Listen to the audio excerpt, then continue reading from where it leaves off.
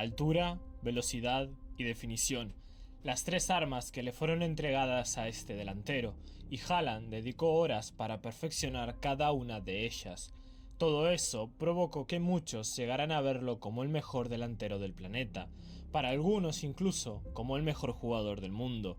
Pero detrás de todos esos goles, detrás de todos esos récords, detrás de la imagen del mejor delantero del mundo, hay grietas. Hoy no estamos aquí para hablar de todo lo que hace bien. Estamos aquí para demostrar que esta deidad nórdica sangra igual que cualquier otro mortal.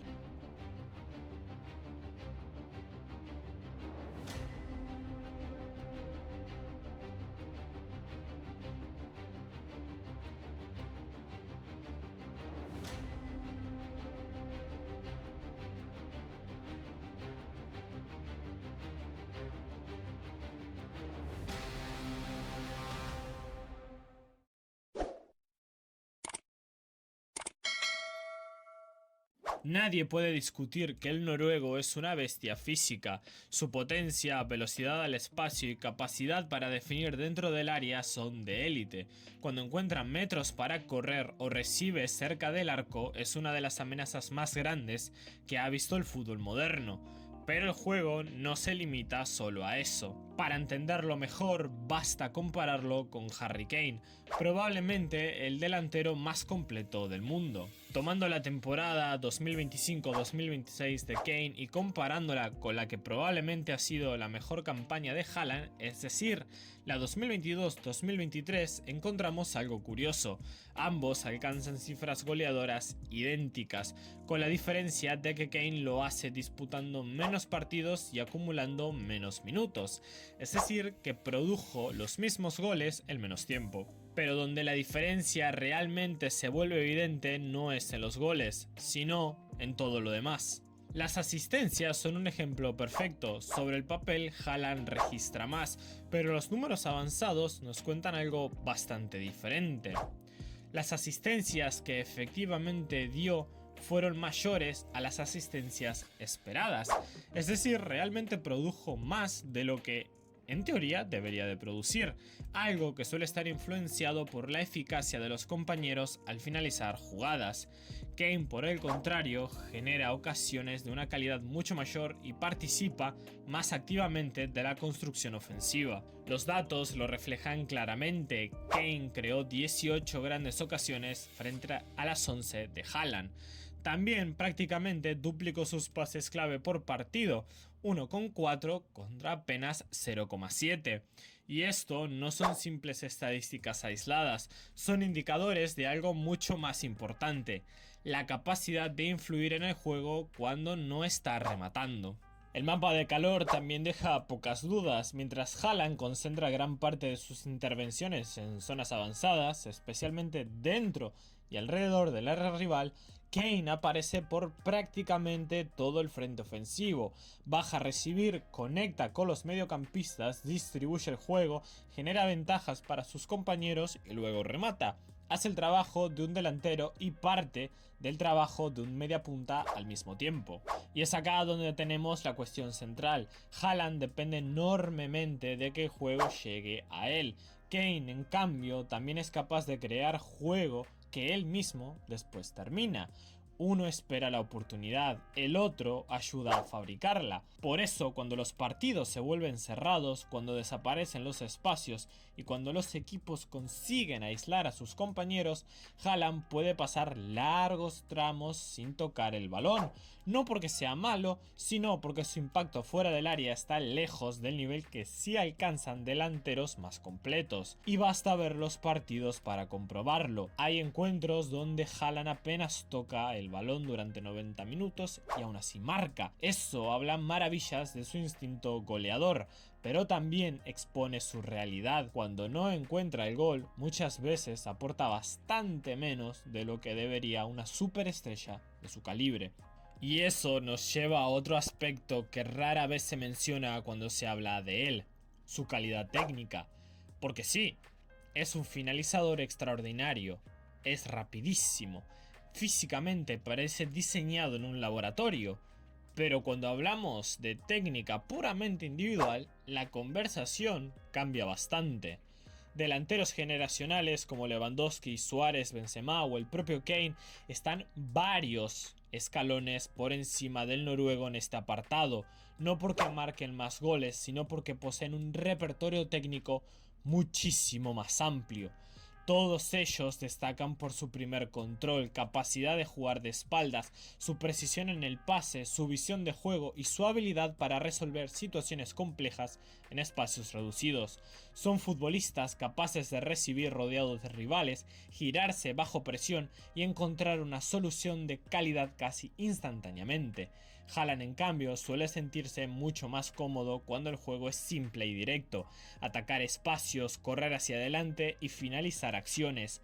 Ahí es devastador, pero cuando debe de participar en la circulación, asociarse en corto o improvisar, sus limitaciones técnicas aparecen con bastante más frecuencia de lo que muchos quieren admitir. De hecho, no es extraño verlo fallar controles relativamente sencillos, realizar apoyos imprecisos o perder balones en acciones que otros delanteros de élite resuelven con naturalidad.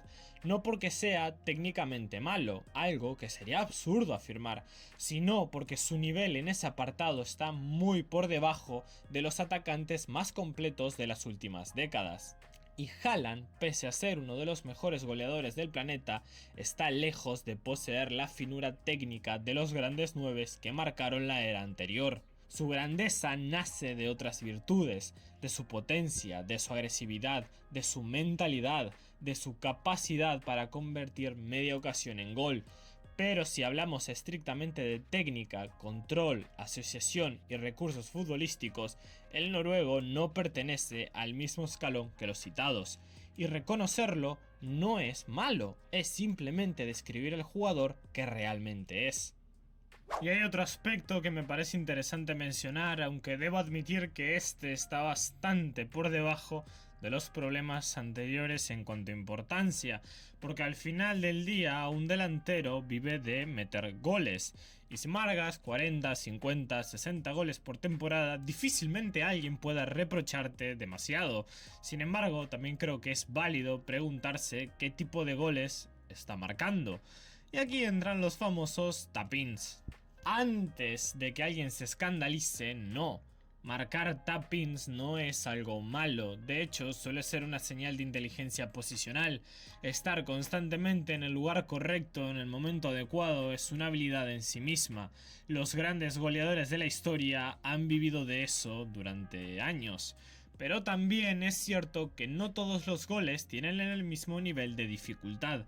Cuando observamos el catálogo goleador de los jugadores antes mencionados, encuentras una enorme variedad de recursos: disparos lejanos, goles tras regates, remates imposibles, acciones individuales, definiciones en espacios mínimos, controles orientados seguidos de remates instantáneos.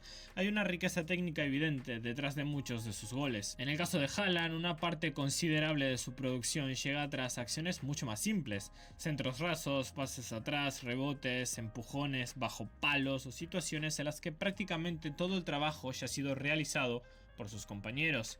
Y repito, eso no invalida los goles. Un gol sigue valiendo lo mismo, sin importar si entra desde 30 metros o desde 30 centímetros. El marcador no distingue entre una obra de arte y un empujón bajo la línea, pero cuando estamos analizando la calidad individual de un futbolista, creo que es razonable fijarse también en cómo llegan esos goles. Porque hay una diferencia entre generar una ocasión y finalizar una ocasión que otro ha generado para ti.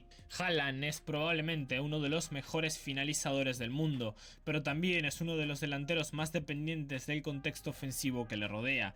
Necesita que el equipo produzca para él, necesita que le abastezcan, necesita que el sistema funcione. Por eso este punto no me parece una crítica devastadora, ni mucho menos. De hecho, está bastante lejos de los problemas relacionados con su falta de juego asociativo o su capacidad para influir fuera del área, pero sí creo que ayuda a entender mejor qué clase de delantero es. No estamos viendo un atacante que construye gran parte de sus goles desde la genialidad individual. Estamos viendo a un especialista, uno de los mejores especialistas que ha existido para atacar el área y convertir ocasiones, y aunque eso le permite acumular cifras monstruosas, también explica por qué muchas veces sus goles impresionan menos que sus estadísticas. Al final del día, Haaland sigue siendo el segundo mejor delantero del mundo. Eso no está en discusión, pero también conviene decirlo sin rodeos. Es un delantero, un finalizador, no un futbolista completo en el sentido más amplio de la palabra. Y esa diferencia importa, e importa mucho, porque cuando un jugador se especializa tanto en una sola función, su comparación con otros nombres exige contexto.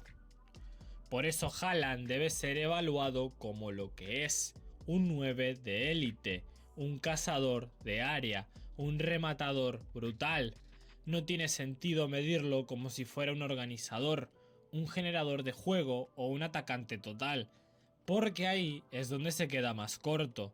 Su valor real está en otra parte, en convertir ocasiones, en atacar el espacio, en castigar errores y resolver jugadas con una eficacia mecánica. Eso no lo hace inferior como delantero, pero sí lo aleja de la categoría de atacante total, de atacante que además de marcar domina el juego, crea ventajas y sostiene al equipo. Y por eso la comparación correcta no es quién es mejor jugador, sino quién es mejor delantero centro. Esa es la discusión seria, porque un tipo como Hazard nunca tuvo las cifras de un delantero centro como Ibrahimovic, Agüero o Higuaín, y aún así, la mayoría de gente con dos neuronas funcionales te diría que era mejor futbolista, más completo, más decisivo, más capaz de influir fuera del área. Con Haaland pasa algo parecido, solo que en el sentido inverso. Como delantero es una barbaridad. Como jugador total, no compite en el mismo terreno que los más completos. Y al final del día, esto es lo que nos queda. Más allá de gustos, comparaciones y discusiones, Haaland ya dejó claro que es un delantero de época. Cuando su carrera termine, no habrá que inventarle grandeza. Y más de uno podrá decir, con razón, que estuvo ahí para verlo.